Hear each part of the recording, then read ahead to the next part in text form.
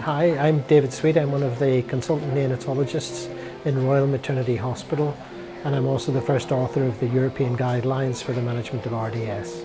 We've been doing humidification of gases now for about 2 years in terms of stabilising babies less than about 32 weeks, and we've been very impressed with the successful outcomes that we've had. We've had a number of babies who've been able to spend even 20 minutes skin to skin with their mums on systems that deliver heated humidified gases, and we found that those infants have a much higher chance of a normal admission temperature.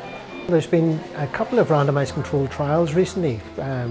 When put together, there's over 470 babies have been randomised less than 32 weeks.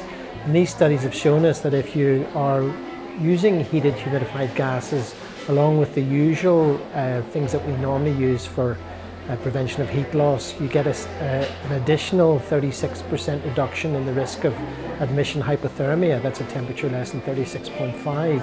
And given that we're trying to keep babies warm at all times, it seems logical that we should be trying to do this. We've known for many years that the babies who are hypothermic on admission have worse outcomes.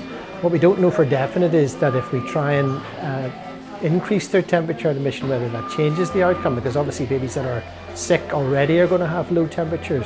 But it does seem logical, particularly in view of the fact that the studies have shown us that by improving the temperature you reduce the risk of severe IVH as well.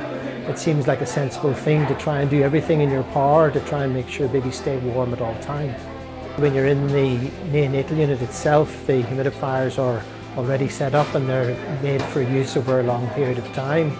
If you've got to have humidification in the delivery suite, we have to have protocols in place for filling and starting the humidification process. So it does involve a little bit of extra training for staff, but it's not an insurmountable problem. I think the staff are generally on board with the fact that it needs to be done, but there is a process of training and new things need to be learned if you have to have protocols. I think newborn stabilisation guidelines have always had in place having prevention of heat loss is one of the things that you're trying to achieve.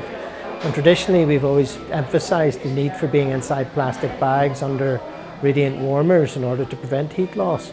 But just with the advent of these more recent clinical trials showing that in addition to using the occlusive wrap and radiant warmers, if you humidify the gases you get even more reduction in the risk of hypothermia, it seemed like an important thing to include it in the most recent guideline.